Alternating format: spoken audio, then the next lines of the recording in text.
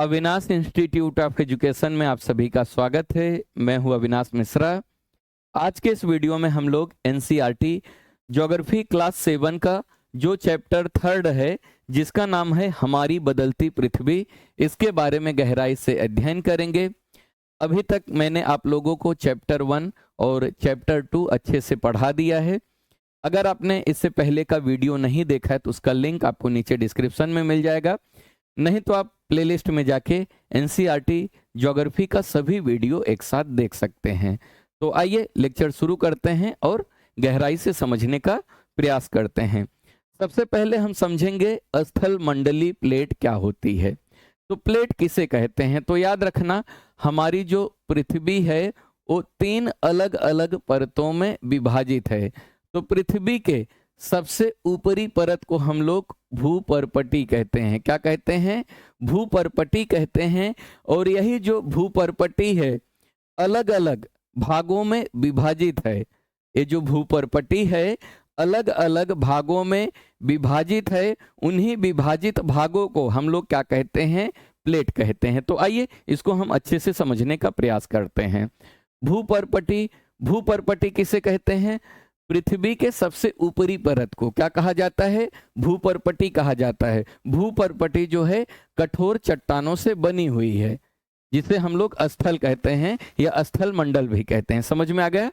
तो भूपर्पटी में अनेक यानी बहुत सारी बड़ी एवं कुछ छोटी कठोर असमान आकार की प्लेटें होती हैं, जिन पर महाद्वीप एवं महासागर की सतह टिकी है। तो याद रखना पृथ्वी के जो सबसे ऊपरी परत है जिसे भूपर्पटी कहा जाता है, यही भूपर्पटी जो है कुछ बड़ी कुछ छोटी कठोर और असमान की आकार की इसमें प्लेटें पाई जाती हैं, यानी ये अलग अलग भागों में विभाजित है। उसी के हम लोग क्या कहते हैं? प्लेट कहते हैं। और इस प्लेट पर याद रखना महाद्वीप और महासागर दोनों क्या है? टिकी है। आपको जानकर यह आश्चर्य होगा या हैरानी होगा कि ये प्लेट जो है हमेशा धीमी गति से चारों तरफ घूमती रहती है।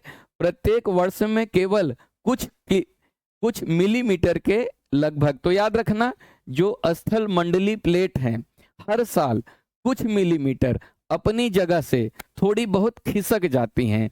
तो याद रखना जो प्लेटें होती हैं क्या करती हैं? गति करती हैं, यानी अपनी जगह पर कुछ मिलीमीटर हर साल थोड़ा बहुत खिसक जाती हैं, घूमती रहती हैं। तो याद रखना है जो भूपर्पटी या स्थल मंडली प्लेटें हैं ये क्या करती हैं? गति करती हैं। तो ऐसा क्यों होता है? तो याद रखना पृथ्वी के अंदर जो है पिघले हुए मैग्मा में होने वाली गति के कारण ऐसा होता है।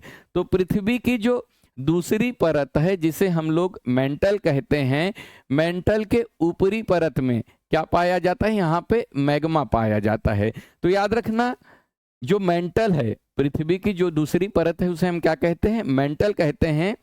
ये द्रव अवस्था में है, यानी यहाँ पे गर्म मैग्मा पाया जाता है। और वही मैग्मा क्या करता है? पिघले हुए मैग्मा में क्या होता रहता है? गति होता रहता है, जिसके कारण जो स्थल मंडली प्लेट है अपनी जगह से थोड़ा बहुत खिसक जाती है। तो जो मेंटल है, मेंटल के ऊपरी परत में क्या पाया जाता है? मैग्मा पाया जाता है, यानी तरल पदार्थ पाया जाता है, गर्म तरल पदार्थ पाया जाता है। उसे हम लोग क्या कहते हैं? मैग्मा कहते हैं। और इसी मैग्मा के कारण जो स्थल मंडली प्लेट है वो क्या करती हैं? अपनी जगह पर गति करती हैं। ठीक है, आगे समझो। प्लेट की इस गति के कारण पृथ्वी की सतह पर परिवर्तन होता रहता है। तो याद रखना जब प्लेटें गति करती हैं तो प्लेटों के गति के कारण जो भूपर्पटी है इसमें परिवर्तन होता रहता है। पृथ्वी के अंदर पिघला हुआ मैग्मा एक वृत्तीय रूप में घूमता रहता है, जिसके कारण प्लेटें घूमती हैं। तो प्लेटें जो हैं क्यों घूमती हैं? तो याद रखना ये हो गया भूपर्पटी और ये हो गया मैग्मा। ऊपर वाला भाग जो है क्या है? भूपर्पटी है। और भूपर्पटी के नीचे जो है मेंटल है। और मेंटल के ऊपरी परत में क्या पाया जाता है? मैग्मा, यानी तरल पदार्थ पाया जाता है, जिसे हम लोग क्या कहते हैं? मैग्मा कहते हैं। और यही मैग्मा जो है कैसे? वृत्तीय रूप में घूमता रहता है, जिसके कारण जो स्थल मंडलीय प्लेट हैं वो क्या करती हैं, थोड़ी बहुत हर साल कुछ मिलीमीटर अपनी जगह से खिसक जाती हैं। समझ में आ गया? अब आइए आगे समझते हैं। अब हम समझेंगे हमारी जो पृथ्वी है, इसके ऊपर जो भूपर्पटी है उसमें परिवर्तन किस गति के कारण होता है। तो यहाँ पे ध्यान दो, पृथ्वी की गति को उन बलों के आधार पर विभाजित किया गया है जिनके कारण ये गतियां उत्पन्न होती हैं। तो यहाँ पे दो बलों को बताया गया है जिसके कारण जो भूपर्पटी है उसमें परिवर्तन होता है। तो सबसे पहले हम समझेंगे अंतर्जनित बल क्या होता है। तो ध्यान दो, जो बल पृथ्वी के आंतरिक भाग में घटित होते हैं उन्हें अंतर्जनित बल कहते हैं। अंतर्जनित बल को इंग्लिश में हम लोग एंडोजेनेटिक फोर्स कहते हैं। तो अंतर्जनित बल क्या होता है, तो याद रखना ये हमारी पृथ्वी है, पृथ्वी के आंतरिक भाग में जो भी बल कार्य करता है, पृथ्वी के आंतरिक भाग में जो भी बल कार्य करता है उस बल को हम लोग क्या कहते हैं, अंतर्जनित बल कहते हैं, और उसे अंग्रेजी में हम लोग क्या कहते हैं, एंडोजेनेटिक फोर्स कहते हैं। तो आप इसे कैसे लिखोगे, जो बल पृथ्वी के आंतरिक भाग में यानी पृथ्वी के अंदर, पृथ्वी के आंतरिक भाग में घटित होते हैं उन्हें हम लोग क्या कहते हैं, अंतर्जनित बल कहते हैं। समझ में आ गया? दूसरा बल समझो, बहिर्जनिक बल किसे कहते हैं। जो बल पृथ्वी की सतह पर उत्पन्न होते हैं उन्हें बहिर्जनिक बल यानी एक्सोजेनेटिक फोर्स कहते हैं। बहिर्जनिक बल क्या होता है, वो बल जो पृथ्वी की सतह यानी पृथ्वी के ऊपरी भाग पे, पृथ्वी के सतह के ऊपर जो बल कार्य करते हैं ऐसे बल को हम लोग क्या कहते हैं, तो याद रखना बहिर्जनिक बल कहते हैं, और इसे अंग्रेजी में हम लोग एक्सोजेनेटिक फोर्स कहते हैं। यहाँ पे कुछ आपको बातें ध्यान रखनी है। अंतर्जनित बल कभी कभी आकस्मिक गति उत्पन्न करते हैं। आकस्मिक मतलब एकाएक, अचानक या तेजी से। तो जो अंतर्जनित बल है यानी पृथ्वी के अंदर जो बल है कभी कभी क्या होता है, आकस्मिक मतलब एकाएक गति उत्पन्न करते हैं, तो कभी कभी धीमी गति उत्पन्न करते हैं। पृथ्वी के आंतरिक भाग से क्या होता है, कभी कभी एकाएक गति उत्पन्न होता है, तो कभी धीमी गति से गति उत्पन्न होता है। तो याद रखना भूकंप और ज्वालामुखी जैसी आकस्मिक गति के कारण पृथ्वी की सतह पर अत्यधिक हानि होती है। जब भूकंप आता है, भूकंप कहाँ किस गति के कारण आता है, तो याद रखना अंतर्जनित बल के कारण आता है। और ज्वालामुखी किस कारण आता है, तो याद रखना अंतर्जनित बल के कारण आता है। जब भी ज्वालामुखी और भूकंप की क्रिया होती है तो पृथ्वी की जो सतह है उस पर अत्यधिक हानि होती है, जिसके कारण भूपर्पटी क्या होता है, बदल जाता है यानी परिवर्तित हो जाता है। आइए हम आगे इसे और अच्छे से समझते हैं। अब हम समझेंगे ज्वालामुखी क्या है। तो याद रखना ज्वालामुखी भूपर्पटी पर खुला एक ऐसा छिद्र होता है जिससे पिघले हुए पदार्थ अचानक निकलते हैं। तो ज्वालामुखी क्या होता है, आप इसे परिभाषित कैसे करोगे, तो याद रखना ज्वालामुखी जो है भूपर्पटी पर खुला एक ऐसा छिद्र होता है जिससे पिघले हुए पदार्थ अचानक से निकलते हैं। तो आप यहाँ पे देख सकते हो इस चित्र में ए वाला जो भाग है, ए वाला भाग है भूपर्पटी।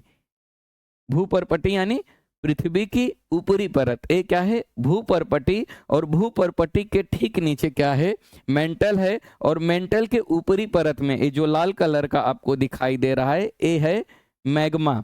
तो मैग्मा क्या होता है, ये जो भूपर्पटी है कभी कभी उसे तोड़ देता है और तोड़ के वो बाहर आने लगता है। समझ में आ गया? तो यहाँ पे क्या लिखा है, भूपर्पटी पर खुला एक ऐसा छिद्र होता है। तो ये मैग्मा क्या करेगा, इस भूपर्पटी को यहाँ पे तोड़ देगा। तोड़ने के बाद यहाँ पे क्या बन जाएगा, छिद्र बन जाएगा यानी छेद बन जाएगा, जिसमें क्या होगा, पिघले हुए जो है पदार्थ अचानक से क्या होने लगेंगे, निकलने लगेंगे। जब ए मेंटल में जो मैग्मा है वो क्या करेगा, भूपर्पटी को तोड़ देगा, और ये जो पिघला हुआ पदार्थ है एकाएक अचानक से पृथ्वी की सतह पर निकलने लगेगा एक छिद्र के माध्यम से। तो उसे हम लोग क्या कहेंगे, उसे हम लोग ज्वालामुखी कहते हैं। तो थोड़ा सा आप इसको समझ लो। तो ए हो गया ए वाला जो भाग है ए हो गया भूपर्पटी, है ना, और नीचे क्या है, मेंटल है। मेंटल के ऊपरी परत में क्या है, मैग्मा है, और यही मैग्मा क्या करेगा, भूपर्पटी को तोड़ देगा, तो जिसके कारण यहाँ पे एक छिद्र का निर्माण हो जाएगा। इसी छिद्र के माध्यम से क्या होगा, मैग्मा बाहर निकलने लगेगा और आजू बाजू में एक मैग्मा क्या होने लगेगा, जमा होके ठंडा होने लगेगा, और जिस छिद्र से निकलता है उसे हम लोग क्या कहते हैं, निकास कहते हैं। इसी को हम लोग वेंट कहते हैं। जब पिघला हुआ पदार्थ जो है भूपर्पटी के नीचे रहेगा तो उसे हम लोग क्या कहेंगे, मैग्मा कहेंगे, और यही मैग्मा जब धरातल पे आ जाएगा तो उसे क्या कहा जाएगा, लावा कहा जाता है। याद रखना, जब मैग्मा धरातल पर आ जाता है तो उसे क्या कहा जाता है, लावा कहा जाता है। और इस नली से क्या निकलता है, तो याद रखना बहुत सारी गैस निकलते हैं और राख निकलती हैं, और जहां से गैस और राख निकलती हैं इस वाले भाग को हम लोग क्या कहते हैं, क्रेटर कहते हैं। मुझे यकीन है कि आपको ज्वालामुखी अच्छे से समझ में आ गया रहेगा। अब आइए आगे समझते हैं भूकंप क्या है, भूकंप किसे कहते हैं। तो याद रखना, स्थल मंडलीय प्लेटों के गति करने पर पृथ्वी की सतह पर कंपन होता है। तो जब स्थल मंडलीय प्लेटें जो हैं वो गति करती हैं, यानी जब खिसकती हैं, तो उन खिसकने के कारण पृथ्वी की सतह क्या करती है, पृथ्वी की सतह पर कंपन होता है, यानी वाइब्रेशन होता है। यह कंपन पृथ्वी के चारों ओर गति कर सकता है। इस कंपन को हम लोग क्या कहते हैं, भूकंप कहते हैं। तो भूकंप किसे कहा जाता है, जब स्थल मंडलीय प्लेटें क्या करती हैं, खिसकती हैं, तो जिसके कारण धरातल पर यानी पृथ्वी के ऊपरी सतह पर क्या होता है, कंपन होता है। इसी कंपन को, इसी वाइब्रेशन को हम लोग क्या कहते हैं, भूकंप कहते हैं। तो दो पॉइंट को याद रखना, एक है उद्गम केंद्र और एक है अधिकेंद्र। इसको जरा समझ लो। यहां पे हो गया ए भूपर्पटी, और भूपर्पटी के नीचे वाले भाग को हम लोग क्या कहते हैं, मेंटल कहते हैं। ए वाला भाग जो है मेंटल है। तो उद्गम केंद्र क्या होता है, पहले आप उद्गम केंद्र समझ लो। भूपर्पटी के नीचे वह स्थान जहां कंपन आरंभ होता है उसे उद्गम केंद्र कहते हैं। तो उद्गम केंद्र किसे कहा जाता है, भूपर्पटी, ए वाला हो गया भाग भूपर्पटी। भूपर्पटी के नीचे जहां से कंपन आरंभ होता है, यानी जहां से कंपन की शुरुआत होती है, मान लेते हैं यहां से कंपन की शुरुआत हो रही है, भूपर्पटी के नीचे यहां से कंपन की शुरुआत हो रही है। तो जहां से कंपन की शुरुआत होती है, यानी जहां से भूकंप की शुरुआत होती है, उस वाले भाग को हम लोग क्या कहेंगे, उद्गम केंद्र कहेंगे। उसके बाद अधिकेंद्र क्या होता है, तो याद रखना, उद्गम केंद्र के भू सतह पर उसके निकटतम स्थान को अधिकेंद्र कहते हैं। तो यहां से उद्गम केंद्र से क्या होगा, बहुत सारी तरंगे निकलेंगी। वो तरंगे जो सबसे पहले स्थल पर पहुंचेंगी, यानी स्थल पर, धरातल पर, ऊपरी सतह पर पहुंचेंगी, उसे हम लोग क्या कहेंगे, अधिकेंद्र कहेंगे। आप यहां पे समझो, ये हो गया हमारा भूपर्पटी। भूपर्पटी के नीचे है मेंटल। तो यहां से क्या हो रहा है, भूकंप की शुरुआत हो रही है। तो जहां से भूकंप की शुरुआत होगी उसे हम लोग क्या कहेंगे, उसे हम लोग कहेंगे उद्गम केंद्र।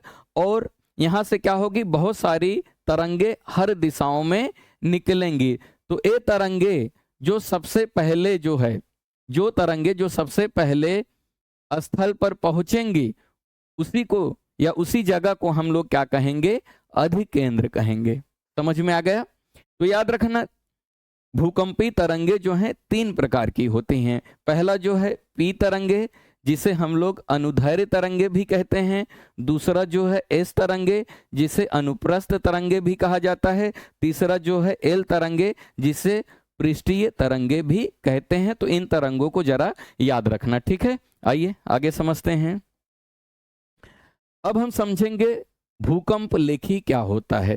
तो याद रखना, भूकंप को मापने के लिए, यानी कब स्थल पर भूकंप आएगा, इसे पता करने के लिए हमने एक यंत्र बनाया है। उसी यंत्र को हम लोग क्या कहते हैं, भूकंप लेखी कहते हैं। तो क्या होता है, इसको जरा समझो।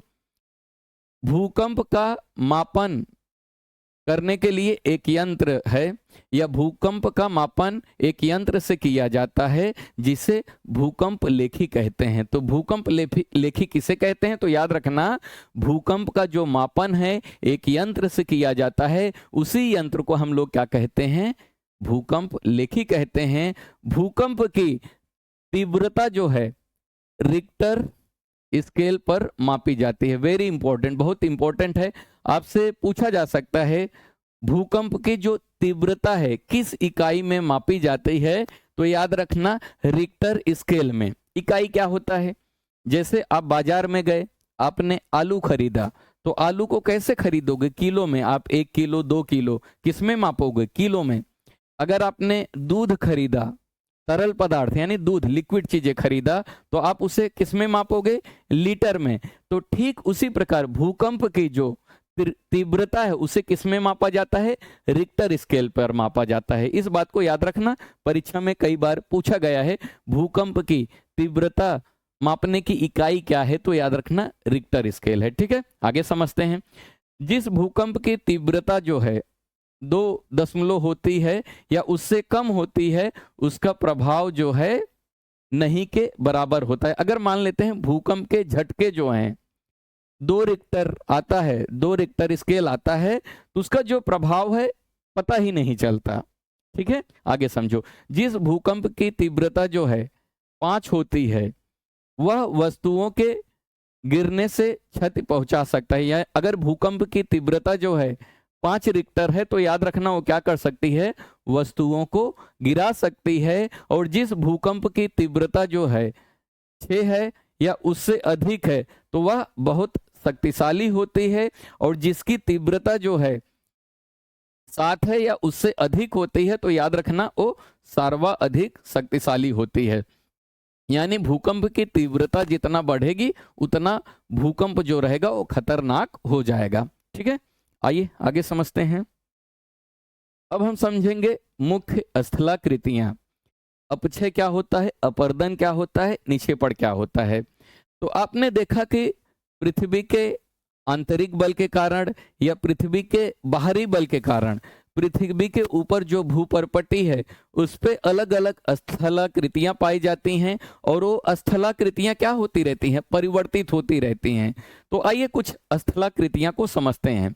उससे समझने के पहले अपक्षय क्या होता है, आइए उसको समझते हैं।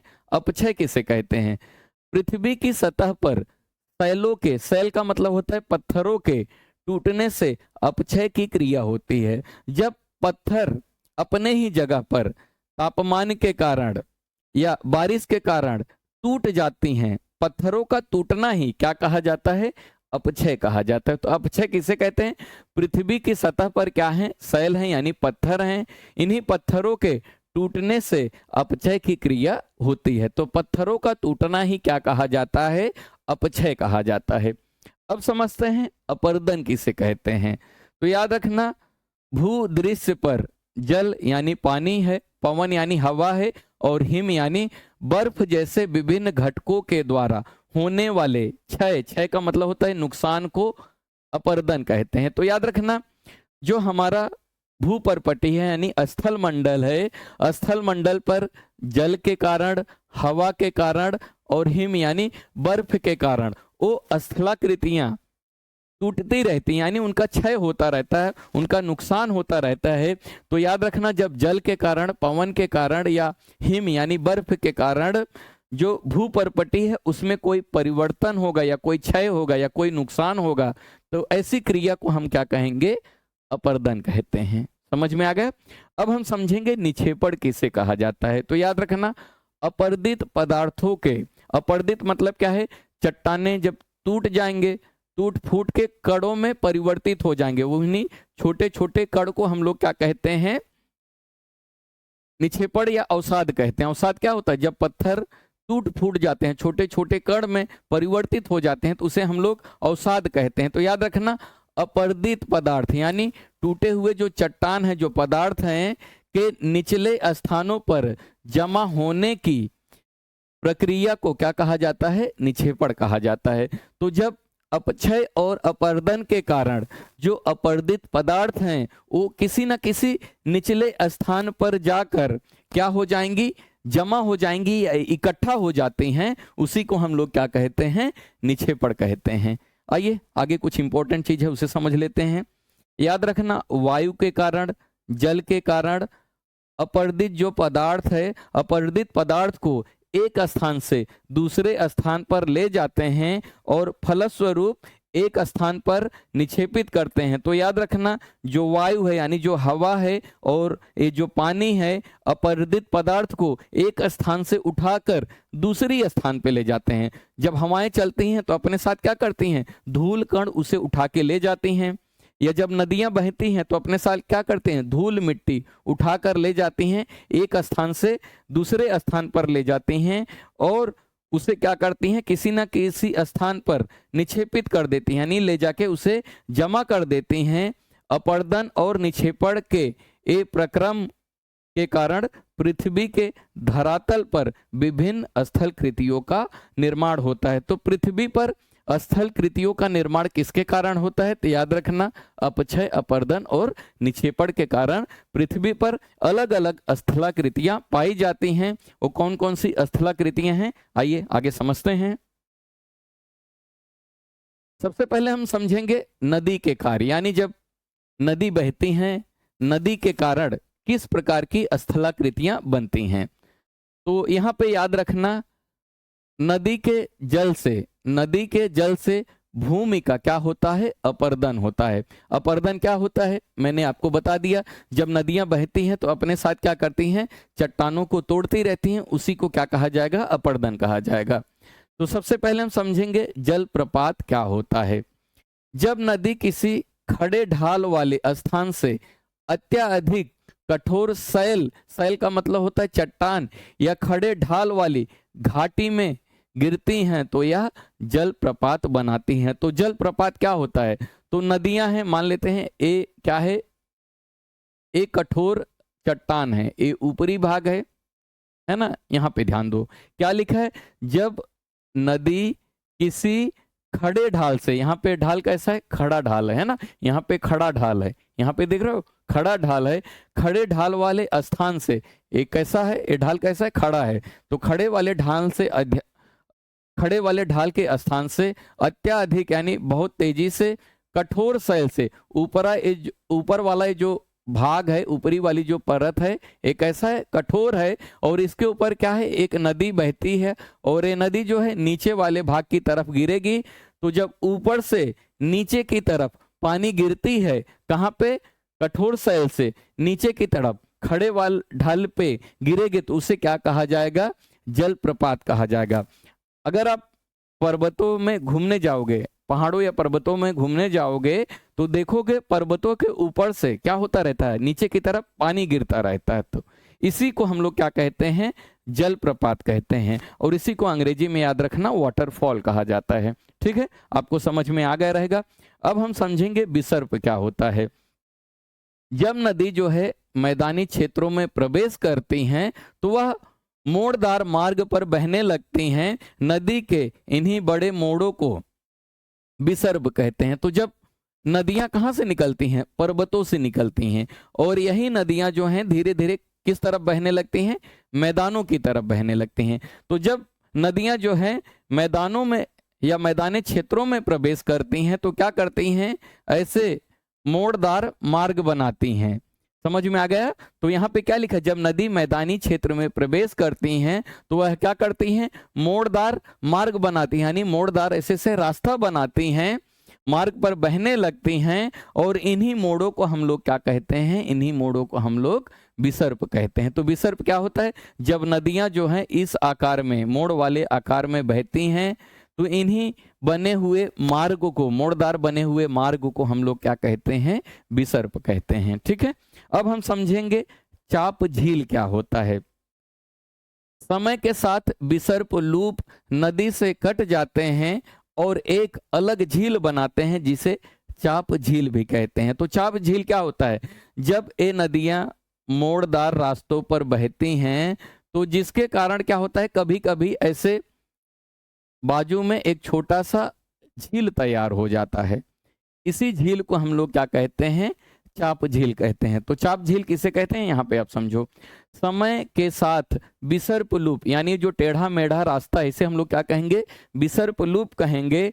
नदी से कट जाते हैं, तो यहाँ पे ये वाला भाग क्या है, नदी बहती है, नदी से कट के अलग हो गई है। यहाँ पे मैं अगर बना दूं तो यहाँ पे क्या है, ये वाला भाग जो है ये नदी से कट के अलग हो गई है। यहाँ पे क्या होगा, एक अलग से झील का निर्माण हो जाएगा। इसी झील को हम लोग क्या कहेंगे, चाप झील कहेंगे। अब हम समझेंगे बाढ़कृत मैदान क्या होता है। बाढ़कृत मैदान क्या होता है, आप समझो, कभी कभी नदी अपने तटों से बाहर बहने लगती हैं, फलस्वरूप निकटवर्ती क्षेत्रों में बाढ़ आ जाती है। बाढ़ के कारण नदी के तटों पर निकटवर्ती क्षेत्रों में महीन मिट्टी एवं अन्य पदार्थों का निक्षेपण करती हैं। ऐसी मिट्टी एवं पदार्थों को अवसाद कहते हैं और इससे समतल और उपजाऊ बाढ़कृत मैदान का निर्माण होता है। तो बाढ़कृत मैदान क्या होता है, आपको मैं इसको अच्छे से समझाता हूं। जब नदियां बहती हैं तो नदियां बहने के साथ साथ, यहाँ पे आप समझो, यहाँ पे मैं एक डिजाइन बना रहा हूं। यहाँ पे एक नदी है, बहती है ना, एक नदी है ऐसे बहती है। तो ये नदी है, नदी में हमेशा सामान्य रूप से यहाँ तक पानी रहता है ना। तो नदी में सामान्य रूप से यहाँ तक पानी भरा रहता है। लेकिन जब बारिश आती है तो बारिश आने के कारण क्या होता है, नदियों में बाढ़ आ जाता है। तो नदी का पानी ऊपर वाले भाग तक, यानी इस वाले भाग तक पहुंच जाता है, यानी नदी का पानी यहाँ तक पहुंच जाता है। तो इस वाले भाग को, ये वाले भाग को हम लोग क्या बोलेंगे, बाढ़ क्षेत्र बोलेंगे। तो जब नदियों में बाढ़ आता है तो यहाँ पे क्या लिखा है, कभी कभी नदी जो है अपने तटों से बाहर बहने लगती है। तो मान लेते हैं ये नदी है और नदी का ये इधर यहाँ पे सब तट है ना। तो ये जो नदी है, बाढ़ के कारण उसका पानी जो है तटों के पास अधिक आ जाता है, तटों से बाहर बहने लगती हैं। फलस्वरूप जो है निकटवर्ती क्षेत्रों में, यानी आसपास के क्षेत्रों में क्या होता है, बाढ़ आ जाता है। तो जब नदी में पानी ज्यादा होता है तो आसपास के क्षेत्रों में क्या होता है, बाढ़ आ जाता है। बाढ़ के कारण नदी के तटों के जो निकटवर्ती क्षेत्र में क्या होता है, महीन मिट्टी, यानी मिट्टी के छोटे छोटे कण और अन्य पदार्थों का निक्षेपण होता है। और ऐसी मिट्टी एवं पदार्थों को हम लोग अवसाद कहते हैं। तो अवसाद क्या होता है, मिट्टी के छोटे जो कण होते हैं उसे हम लोग क्या कहते हैं, अवसाद कहते हैं। और जब नदियों में बाढ़ आता है तो वही अवसाद जो है बाढ़ वाले क्षेत्रों में जमा हो जाता है। उसी क्षेत्रों को हम लोग क्या कहते हैं, उसी क्षेत्रों को हम लोग क्या कहते हैं, बाढ़कृत मैदान कहते हैं। ठीक है, समझ में आ गया रहेगा। अब आइए आगे समझते हैं नदी के कार्य। अब हम समझेंगे तटबंध क्या होता है। तो याद रखना, नदी के उत्थित तटों को तटबंध कहते हैं। तो यहां पे हम समझते हैं, यहां पे एक नदी बहती है ना, इसमें इतना पानी रहता है और नदी में बाढ़ यहां तक आता है। तो ए वाला भाग जो है, ए वाला भाग, इसे हम लोग क्या बोलेंगे, बाढ़कृत मैदान। और उसके बाद ये जो ऊपर उठा हुआ भाग है, जिसके ऊपर बहुत कम पानी पहुंच पाता है, उसी को हम लोग क्या कहते हैं, तटबंध कहते हैं। तटबंध क्या होता है, ऐसे ऊपर उठा हुआ भाग होता है जिसके किनारे क्या होता है, जिसके बीच में नदियां बहती हैं। आप समझो, यहाँ पे एक नदी बह रही है ना, इसके अंदर नदी में पानी जा रहा है और ये आजू बाजू का जो क्षेत्र है वो थोड़ा सा ऊपर उठा हुआ है। इसी ऊपर उठे हुए भाग को हम लोग क्या कहेंगे, तटबंध कहते हैं। अब हम समझेंगे वितरिका क्या होता है। समुद्र तक पहुंचते पहुंचते नदी का प्रवाह जो है वो धीमा हो जाता है तथा नदी जो है अनेक धाराओं में विभाजित हो जाती है। इनको वितरिका कहा जाता है। जब नदियां पर्वतों से निकलती हैं तो पहले अकेली बहती हैं, और जब यही नदियां जो हैं समुद्र तक पहुंचने लगती हैं तो इनकी गति जो है धीरी हो जाती है या धीमी हो जाती है। तो जिसके कारण ये नदियां जो हैं अलग अलग धाराओं में क्या होती हैं, विभाजित हो जाती हैं। तो इन्हीं अलग अलग धाराओं में जो विभाजित हैं, इन्हीं विभाजित को हम लोग क्या कहते हैं, वितरिका कहते हैं। तो वितरिका किसे कहा जाता है, समुद्र तक पहुंचते पहुंचते नदी का जो प्रवाह है वो क्या हो जाता है, धीमा हो जाता है, तथा नदी जो है अनेक धाराओं में क्या होती हैं, विभाजित हो जाती हैं, यानी बढ़ जाती हैं, जिनको हम लोग क्या कहते हैं, वितरिका कहते हैं। अब हम समझेंगे डेल्टा क्या होता है। तो याद रखना, डेल्टा जो है नदी के मुहाने पर उसके द्वारा बहाकर लाए गए अवसादों के निक्षेपण से बनी त्रिभुजाकार आकृति होती है। तो डेल्टा क्या होता है, आप इसको आसान तरीके से समझो। जब कोई नदी बहती है तो नदियां क्या करती हैं, अपने साथ अवसाद लेके चलती हैं। अवसाद क्या होता है, जब नदियां बहती हैं तो आजू बाजू को क्षेत्रों को क्या करती रहती हैं, काटती रहती हैं। तो जिसके कारण मिट्टी के या बहुत सारे धूल कण, छोटे छोटे टुकड़े मिट्टी के, उन्हीं को हम लोग क्या कहते हैं, अवसाद कहते हैं। तो ये नदियां क्या करती हैं, तेजी से अपने साथ अवसाद, यानी धूल कण जो मिट्टी होता है उसी को हम लोग क्या कहते हैं, अवसाद कहते हैं। उसी अवसाद को ले जाके जहां नदी जो है महासागर से मिलती है, तो वहां पे ले जाके इसे क्या करती है, उन्हीं अवसादों को जमा कर देती है, यानी निक्षेपित कर देती है। तो यहाँ पे क्या होगा, त्रिभुजाकार एक आकृति बन जाएगी, जिसे हम लोग क्या कहते हैं, डेल्टा कहते हैं। तो डेल्टा किसे कहेंगे, डेल्टा नदी के मुहाने पर, नदी मुहाना किसे कहा जाता है, जब नदियां महासागर से जहां पर मिलती हैं उसे क्या कहा जाएगा, मुहाना कहा जाएगा।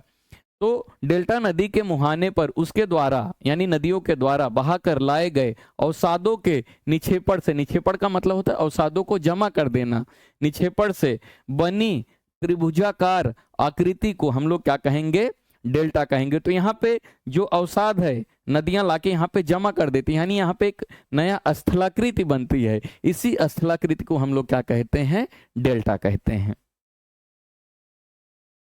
अब हम समझेंगे समुद्री तरंग के कार्य। समुद्री तरंग का मतलब क्या होता है, समुद्र में लहरें होती हैं, है ना, उन्हीं लहरों को हम लोग क्या कहते हैं, तरंग कहते हैं।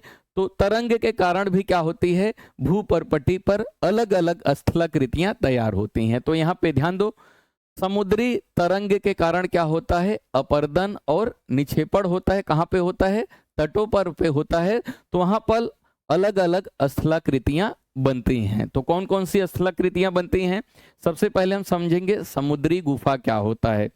तो समुद्री तरंगे यानी समुद्री लहरें लगातार सैलों से यानी पत्थरों से टकराती रहती हैं।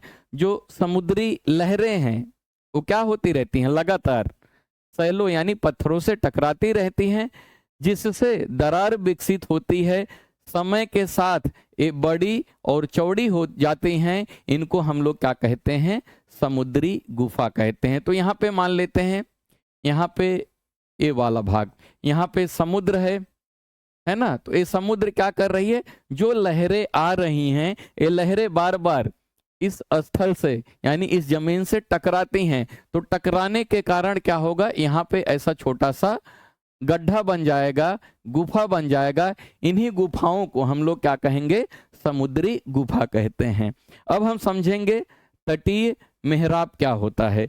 जब समुद्री गुफाओं के बड़े होते जाने पर इसमें केवल छत ही बचती है, जिसमें तटीय मेहराब बनते हैं। तो याद रखना, कभी कभी क्या होता है, समुद्र में कोई ऐसा चट्टान है ना, जब समुद्री लहरें इन चट्टानों को क्या करेंगी, तोड़ देंगी, यानी इसके अंदर एक होल बना देंगी।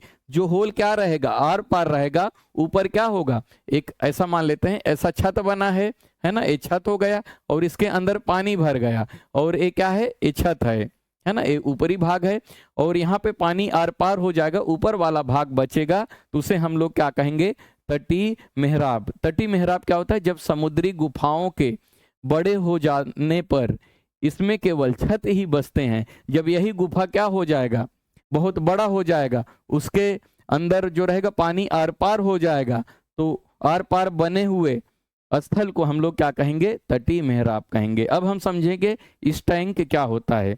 लगातार अपर्दन छत को भी तोड़ देती है और उसके केवल दीवारें बचती हैं। दीवार जैसे इन आकृतियों को क्या कहते हैं, स्टैंक कहते हैं। तो कभी कभी क्या होता है, समुद्र क्या करती हैं, लगातार अपने आसपास के चट्टानों को तोड़ती रहती हैं।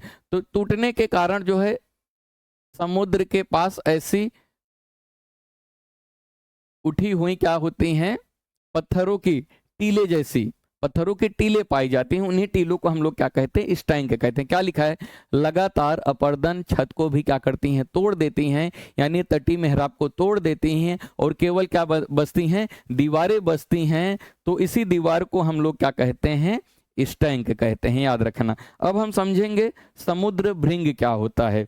समुद्री जल के ऊपर लगभग ऊर्ध्वाधर उठे हुए ऊंचे शैलीय तटों को हम लोग क्या कहते हैं, भृंगु कहते हैं। तो भृंगु किसे कहा जाता है, जब समुद्री जल रहेगा, समुद्री जल के ऊपर लगभग ऊर्ध्वाधर, समुद्री जल के ऊपर, ऊर्ध्वाधर का मतलब होता है सीधा, उठे हुए ऊंचे शैलीय तट होते हैं, यानी पत्थरों के तट होते हैं, तटों को हम लोग क्या कहते हैं, समुद्री भृंगु कहते हैं। तो मान लेते हैं यहाँ इसके ऊपर क्या है, पानी है ना, ये पानी के ऊपर ऐसे देख रहे हो, ऊपर यहाँ पे पत्थर दिखाई दे रहा है, तो इसी पत्थरों को हम लोग क्या कहेंगे, समुद्री भृंगु कहेंगे। अब हम समझेंगे, समुद्री भृंगु कहेंगे, भृंगु नहीं, भृंगु, हाँ। अब हम समझेंगे पुलिन क्या होता है। पुलिन का मतलब होता है बीच।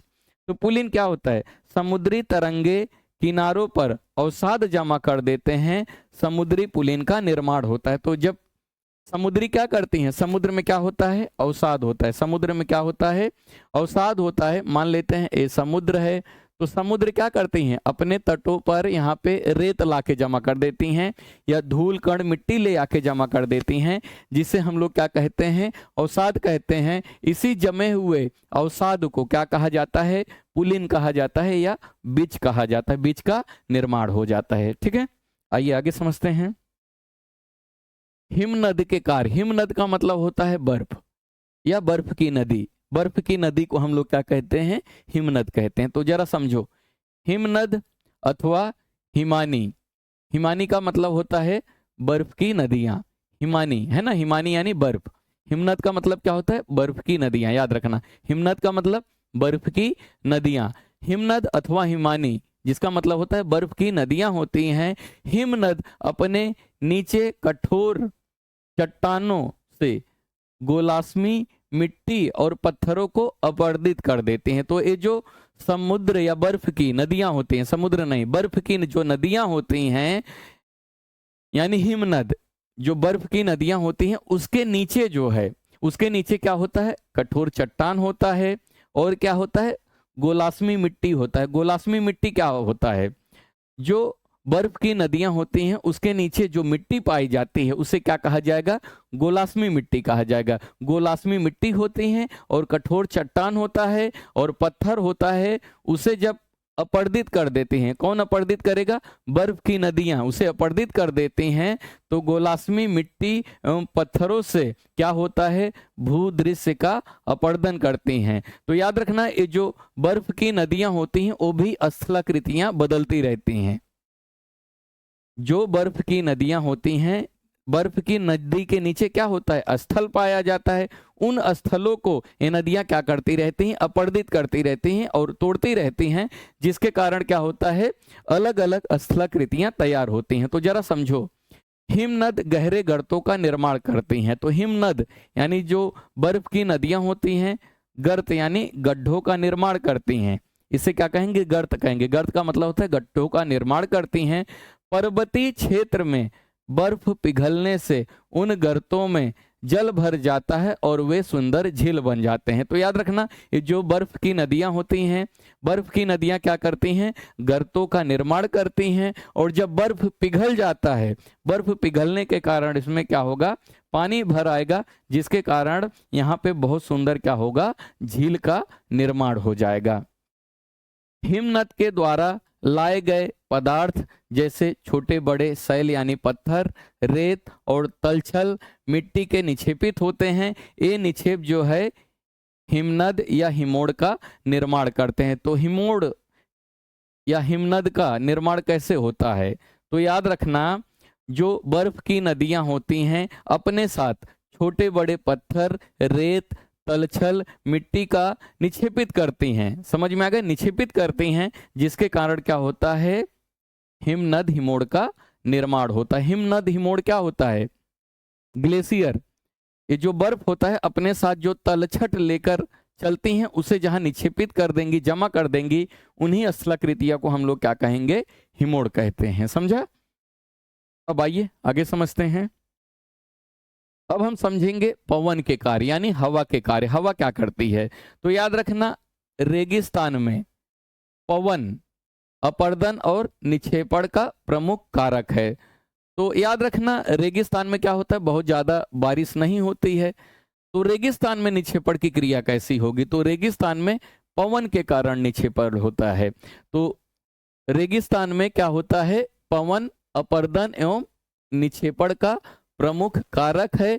रेगिस्तान में आप छत्रक के आकार के शैल देख सकते हैं। छत्रक शैल क्या होता है अब समझेंगे। तो याद रखना, जब हवाएं चलती हैं तो मान लेते हैं यहाँ पे एक मैं डिजाइन बना रहा हूं, आप देख सकते हो, हवाएं जब चलती हैं तो पत्थरों को क्या करती हैं, आसपास के क्षेत्रों में अपर्दित कर देती हैं, तोड़ देती हैं। हवाएं जो हैं नीचे की तरफ ज्यादा बल लगाती हैं, धरातल के नीचे की तरफ ज्यादा बल लगाती हैं, क्योंकि उसके साथ क्या होता है, छोटे छोटे धूल कण होते हैं जो चट्टानों से टकराते हैं, तो जिसके कारण एक जो पत्थर है वो क्या होता है, टूट के पतला हो जाता है, तो छतरी के आकार का दिखाई देता है, तो जिसे हम लोग क्या कहते हैं, छत्रक शैल कहते हैं। जब कोई पत्थर ऐसे बड़ा पत्थर है, आसपास के क्षेत्रों में क्या हो जाएगा, अपर्दित हो जाएगा, यानी टूट जाएगा, यहाँ पे पतला हो जाएगा और ऊपर मोटा रहेगा, तो उसे हम क्या कहेंगे, छत्रक शैल कहेंगे। समझो, पवन यानी हवा शैल के ऊपरी भाग की अपेक्षा जो है निचले भाग को आसानी से काटती है। ये जो हवाएं हैं पत्थर के ऊपरी भाग को, यहाँ पे देख रहे हो ऊपरी भाग नहीं टूटा है, लेकिन निचला भाग जो है पत्थर का टूट गया है। तो याद रखना, हवाएं जो हैं पत्थर के ऊपरी भाग की अपेक्षा निचले भाग को आसानी से काटती हैं, इसलिए ऐसी शैल के आधार जो है संकीर्ण एवं शीर्ष जो है क्या होता है, विस्तृत होता है। संकीर्ण का मतलब है पतला, विस्तृत का मतलब है फैला, जिन्हें सामान्यतः क्या कहा जाता है, छत्रक शैल कहते हैं। तो ठीक है, आप छत्रक शैल समझ गए होंगे। अब आइए समझते हैं बालू टिब्बा किसे कहा जाता है। पवन यानी हवा चलने पर यह अपने साथ रेत को एक स्थान से दूसरे स्थान पर पहुंचाती हैं।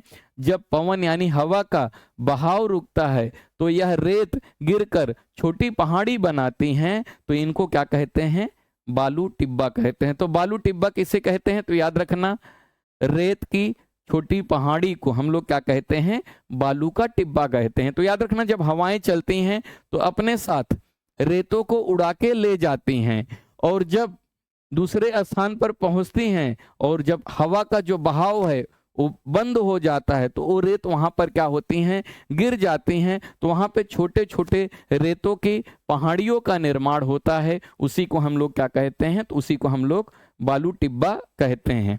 अब लोएस क्या होता है आप समझो। जब बालू का कण महीन एवं हल्के होते हैं, मान लेते हैं कोई बालू है, उसका कण क्या रहेगा, महीन यानी बहुत छोटा रहेगा और बहुत हल्का रहेगा, तो वायु यानी हवा उसको उठाकर अत्यधिक यानी बहुत दूर ले जा सकती हैं।